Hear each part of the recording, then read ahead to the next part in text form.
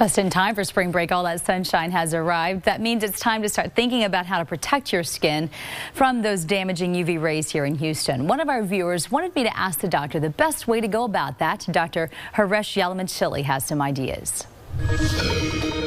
Mariana wants to know the best way to protect her skin now that it's time for us to all head outdoors.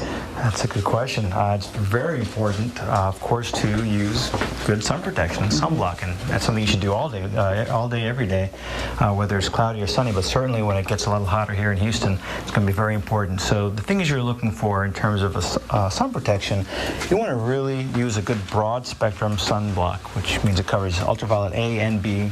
And what percentage? Because sometimes you even see 100. I mean, is 40 good? What do you suggest? I mean, most people recommend, most physicians recommend at least an SPF of 30. If SPF 30 blocks 97% of the ultraviolet rays that you're going to see. If you go up higher than that, it's just fractionally improving it, but no block is truly going to be 100%. So at the end of the day, the most important thing is that you use it. You can have SPF 100, but if you're not using it every day and applying it throughout the day, especially if you're going to be out and about, it's not going to be very useful. What is something you can do beyond sunscreen to protect your skin? Well, there are a number of things. I think the first thing everyone could benefit from is some good skincare. And there are really three essentials you want to have for that. You want to have good antioxidants, which like a vitamin C can offer.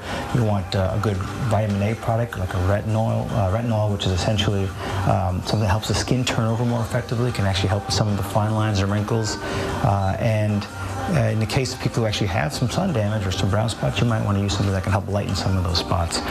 And those are all serums, not a pill that you take. They're actual creams that you put on. Correct. I mean, these are topical products. And then for people who want to do some type of laser resurfacing, do you suggest that you're really careful about that in the summertime because the skin is so, it looks like it would burn a lot easier? Absolutely, yeah. I mean, so once you kind of get past a point where you have damage you can't just control with just things you're doing at home, you might need to step up to like a deeper peel or a laser treatment.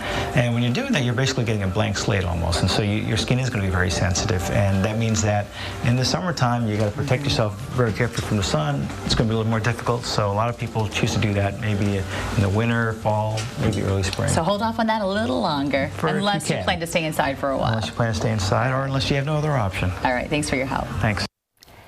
If you have a question you want to get answered, feel free to contact me on Facebook or Twitter. There's all my information right there.